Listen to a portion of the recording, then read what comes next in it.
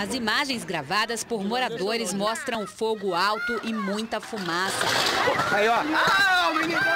O ônibus da mesma linha 4355 também foi queimado no bairro São Cosme, a poucos quarteirões de onde aconteceu o incêndio no último domingo. As chamas atingiram a rede elétrica e os moradores da rua ficaram sem energia. Tá forte minha casa, pelo amor de Deus.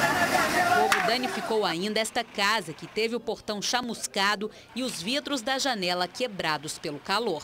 Segundo a polícia, o ônibus seguia da estação do MOV São Benedito para o ponto final no Alto São Cosme. E quando parou aqui nesta rua para o embarque de pessoas, 7 homens encapuzados e carregando galões com combustível entraram. Ordenaram que motorista, cobrador e passageiros descessem, atearam fogo no coletivo e fugiram a pé. Ainda de acordo com a PM, as ações podem ter relação com a morte de um criminoso do bairro em um acidente durante uma perseguição na MG10 na última sexta-feira. Ele acabou acidentando a motocicleta por desobedecer essa viatura. Consequente, parece que essa viatura também se envolveu nesse acidente provocado por ele e acabou por atropelá-lo. Priscila, que mora em frente ao local onde o coletivo foi incendiado, acredita ainda em outra possível motivação para o crime: a insatisfação dos passageiros com a linha de ônibus. Se fossem ônibus diferentes, uma linha no Palmital, uma linha no São Cosme, uma linha no São Benedito, mas 2 vezes no mesmo ônibus, alguma coisa está errada aqui nesse bairro.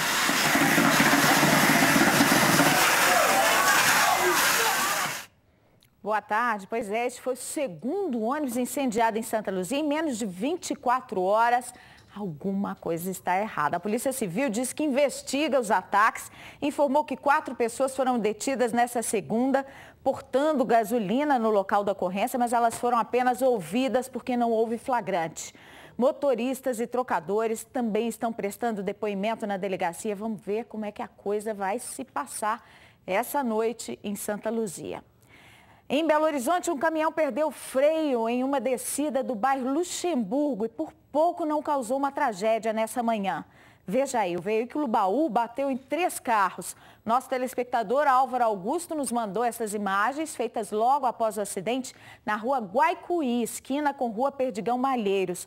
O motorista do caminhão teria dito que perdeu o freio e atingiu os outros veículos que estavam parados esperando o sinal de trânsito abrir. Segundo Álvaro, apesar do susto, ninguém ficou ferido. Ele nos enviou essas imagens pelo WhatsApp, é o 8814-1360. Você também pode mandar seus vídeos para o Jornal da Alterosa. Para falar conosco, é só ligar no 3237-6085. Um bandido foi morto por um comparsa durante um assalto a um supermercado no bairro Maria Gorete, em Belo Horizonte, na noite dessa segunda.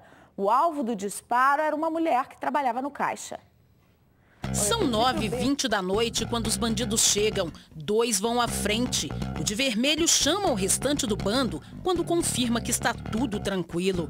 Armados, eles invadem a loja que está fechando. Os funcionários são rendidos e obrigados a se deitarem no chão.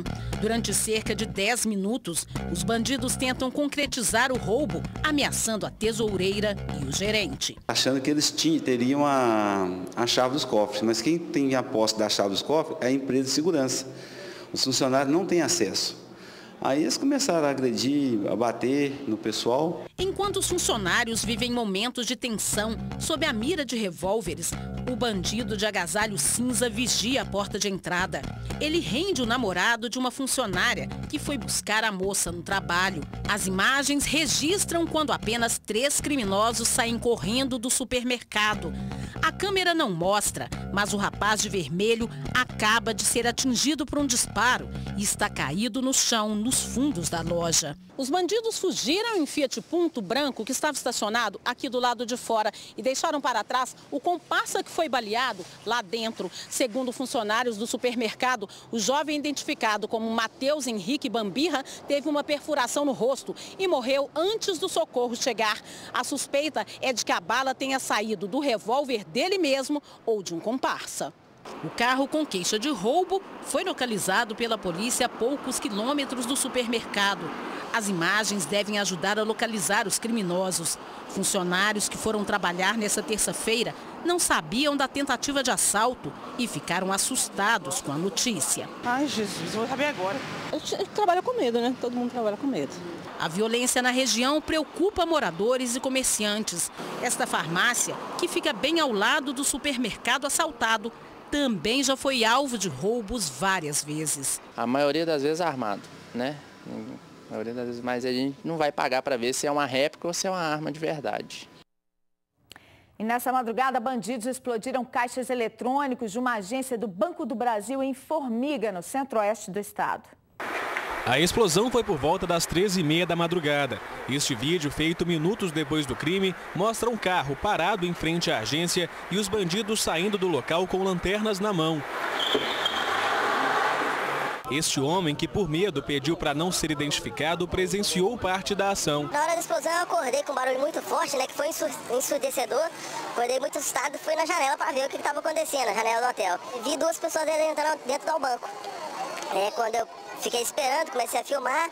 Quando eu reparei, as duas pessoas estavam saindo do banco. O banco ficou destruído e todos os caixas foram danificados. As portas de vidro se estilhaçaram e na estrutura de gesso algumas rachaduras.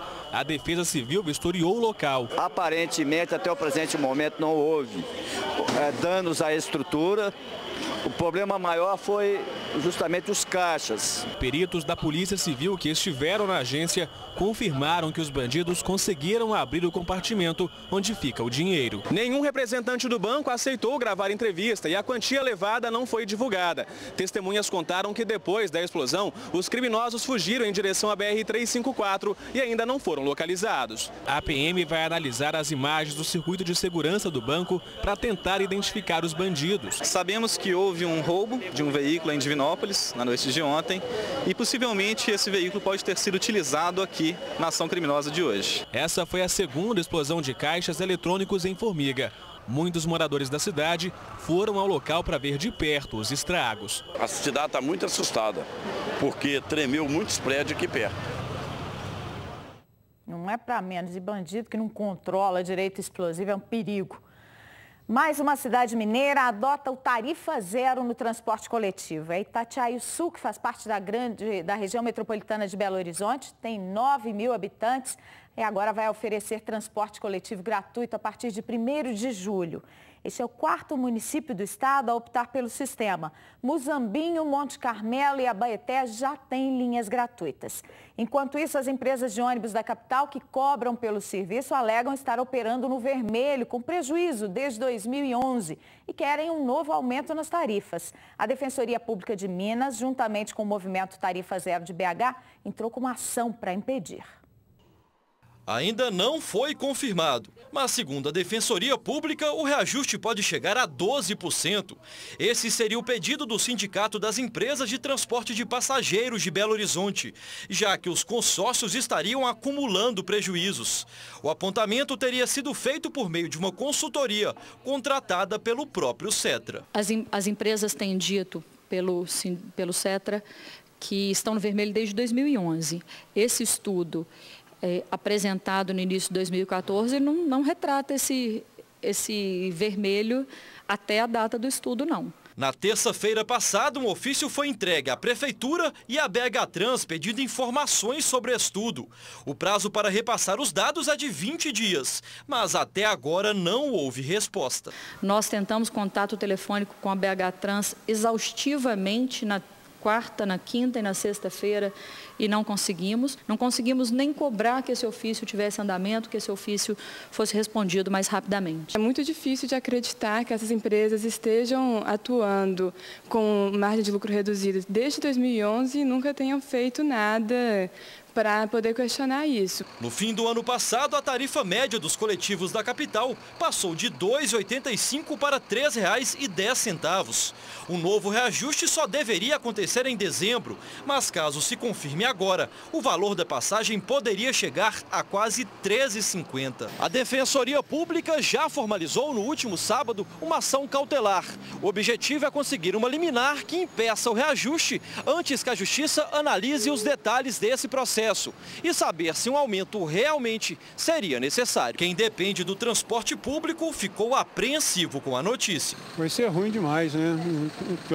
O salário só diminui. Eu acho um absurdo, eu acho que já está de bom tamanho, chega. Se a gente somar isso no final do mês e ver o valor do salário mínimo que nos aumentou, eu tenho certeza que está bem acima, né, da inflação, para a gente poder pagar, então eu acho um absurdo. O Setra, Sindicato das Empresas de Transporte de Passageiros de Belo Horizonte, informou que o estudo foi feito pela empresa de consultoria Ernst Young e comprova o prejuízo de 80 milhões de reais em 2014. Diz ainda que não pediu reajuste de tarifa, mas já pediu a BH Trans providências, o que dá no mesmo. O Setra alega que a participação nos lucros não foi paga a motoristas e cobradores por terem fechado o ano passado no prejuízo. A BH Trans informou que recebeu o estudo da Ernst Young, que é complexo demais e por isso está fazendo uma avaliação aprofundada dele. Sobre o pedido da Defensoria Pública, a BH Trans informou que as respostas serão dadas dentro do prazo legal. Está um caos o trânsito na região hospitalar, nas ruas atrás da Santa Casa de Belo Horizonte. No entorno da maternidade Otaviano Neves, então, está difícil demais circular. Vias de mão dupla com estacionamento dos dois lados e um fluxo enorme de carros e ônibus, aumentado pela obra parada há anos na Avenida Bernardo Monteiro. É um aperto, todo mundo dividindo o espaço, que não é lá grandes coisas. Para piorar, há estacionamento dos dois lados da rua e 45 graus ainda por cima. Você tem pressa para chegar num local e você não consegue, o trânsito trava a gente. Depois que a BH Trans mexeu ali, afunilou, né? Aí ficou pior. A prefeitura mexe, não resolve nada no trânsito. O cruzamento da Ceará com a Domingos Vieira fica daquele jeito. Para completar a embolação, tem motorista que se sente tão à vontade que fica assim tranquilamente na fila dupla. Faixa de pedestre nem sempre é só dele. Há também aquele que roda atrás de vaga e acaba estacionando em local proibido. Este carro parou na carga e descarga e foi rebocado. Quando se aproxima a hora em que a região hospitalar fica mais movimentada, a confusão piora. O trânsito de ônibus é intenso por aqui. Os ônibus que vêm dos bairros rumo ao centro da cidade e que agora sobem a Rua Ceará, antes passavam aqui pela Avenida Bernardo Monteiro, que está interditada por causa de uma obra, parada há mais ou menos 2 anos. E o local está assim, parece mais um estacionamento, cheio de carros o dia inteiro, sem qualquer tipo de organização. Tem que ver onde está indo o dinheiro, né? O dinheiro do gasto já foi, né? É um descaso com a população, né? E o gerenciamento de trânsito? Se tem obra ali, está aumentando o fluxo de veículos em outro lugar, devia ter pelo menos agentes por lá. A BH Trans ainda não nos respondeu sobre esse problema na região hospitalar. Moradores de Betim denunciam o descaso da prefeitura com aparelhos de ginástica de 2 praças do bairro Jardim Teresópolis. Vários estão sem manutenção e já tem gente que se machucou ao fazer exercício. As primas Cauane e Ágata frequentam a academia da praça todos os dias. Mas difícil aqui é encontrar um aparelho em condições de uso. Neste, as meninas correm o risco até de cortar as mãos. A gente faz esse exercício, só que não muito, porque a gente está percebendo que aqui é assim, tá assim, desse jeito. Eu percebo que quando a gente faz exercício, esse aparelho, ele bambeia um pouco. Além de quebrados, alguns equipamentos estão faltando peças. Dona Maria, de 68 anos, precisa praticar exercícios físicos e gostaria que todos estivessem funcionando. Ô, prefeitura, vem cá arrumar para nós aqui. Nesta outra pracinha do bairro Jardim Teresópolis, a situação dos aparelhos também está terrível. Segundo os moradores, desde quando foram instalados, eles nunca passaram por manutenção. A placa de inauguração da academia ao ar livre pode acreditar. Esta foi arrancada do chão, quebrada e pichada. A maioria dos aparelhos está danificada. Este rapaz é líder comunitário do bairro e decidiu interditar os equipamentos com fita zebrada para evitar acidentes. A senhora acabou machucando ali, eu achei já que eles não fazem nada, eu vou pelo menos isolar os brinquedos para ninguém machucar, né? Tentei fazer pelo menos a minha parte como cidadão, né? A praça também está muito suja e falta capina. A quadra de esportes usada principalmente pela criançada não tem iluminação e a tela de proteção está em condições precárias. Eu tive que comprar do meu bolso, né, quase R$100 de tela para colocar na quadra, porque a quadra está toda furada, a tela está ruim, está péssimo, né? O descaso total das autoridades, do poder público. Ô, prefeitura, tem que arrumar para nós aqui, ó, que nós estamos aqui, ó. sofrendo com essa meninada no meio da bagunça. A notícia, pelo menos, é boa. Não sei se vão cumprir. A Prefeitura de Betim prometeu fazer a manutenção dos equipamentos da academia na rua Belo Horizonte, em frente ao UAI Teresópolis, agora em julho. Já os aparelhos da Praça Clemente Lozada vão ser avaliados por uma equipe amanhã. Essa equipe vai verificar a necessidade de recuperação ou substituição dos aparelhos. Com relação à iluminação das quadras do Complexo Esportivo Ricardo Medioli, a Prefeitura disse que ela só é feita em noites de jogos para poder economizar energia. Agora, quanto ao lixo, a administração afirma que faz a limpeza e ressalta que, próximo ao local, há unidade de recolhimento de pequenos volumes e a população pode ajudar descartando o material por lá.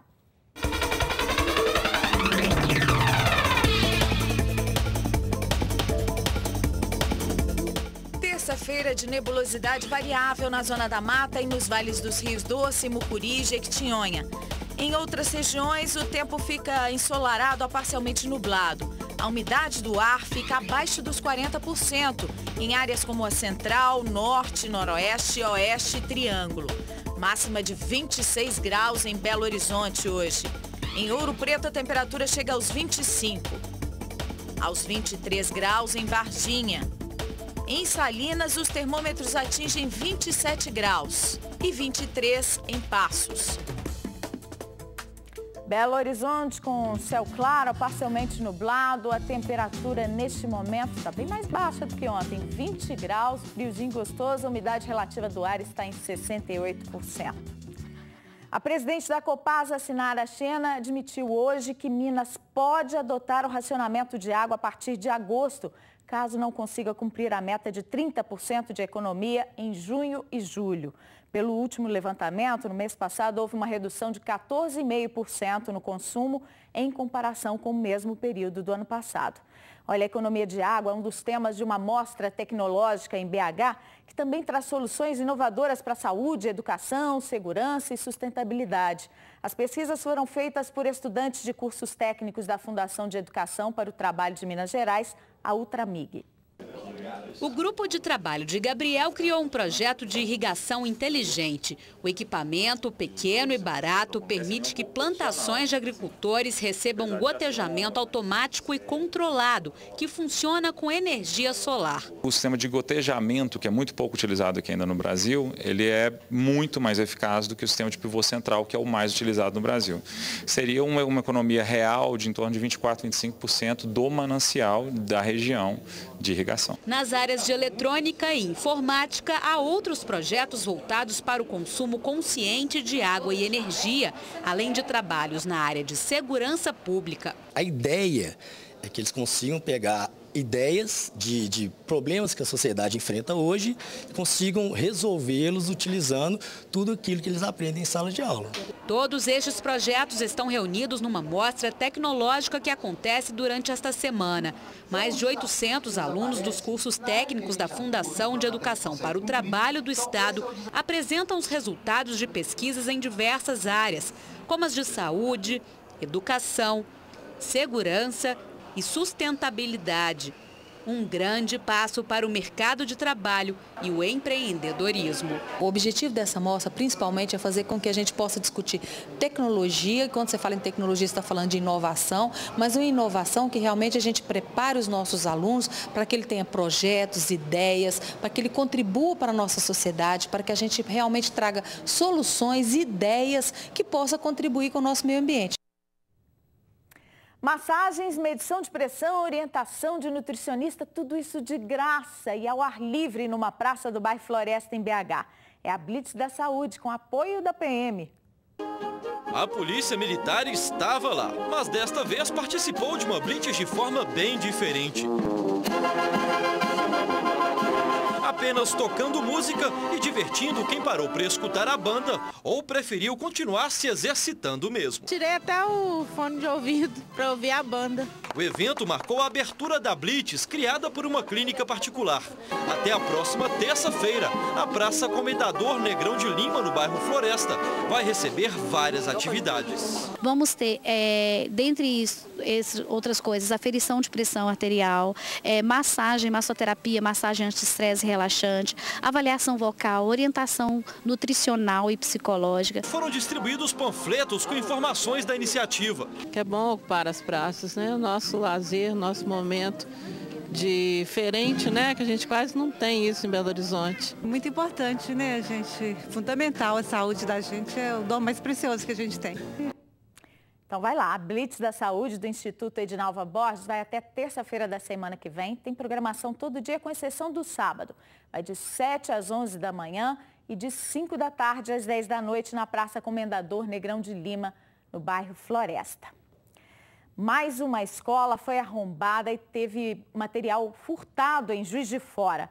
Os bandidos pularam o muro e levaram toda a merenda de ontem para hoje. Foi o segundo arrombamento a escolas em dias seguidos na cidade. As aulas foram suspensas pela manhã e a polícia militar foi chamada. A suspeita é de que os bandidos tenham se aproveitado dessas árvores que ficam na rua para passar por cima do muro alto com a cerca de arame. Eles arrancaram uma das hastes e usaram o vergalhão para arrombar esse portão aqui e ter acesso à escola. Do lado de dentro, eles se aproveitaram da abertura na grade da cozinha, arrombaram a janela de madeira e fizeram muita bagunça. O acesso foi feito por uma parte que não tem cobertura do sistema de alarme. Depois, os criminosos entraram na despensa e foram ao freezer, onde a carne da merenda é guardada. Eles furtaram 27 pacotes de coxas e 8 de peito de frango, além de 12 quilos de carne moída. Não é a primeira vez que os estudantes do bairro Santa Rita são prejudicados por esse tipo de ação criminosa. É a terceira vez que a escola é arrombada só neste ano, uma preocupação a mais para os pais.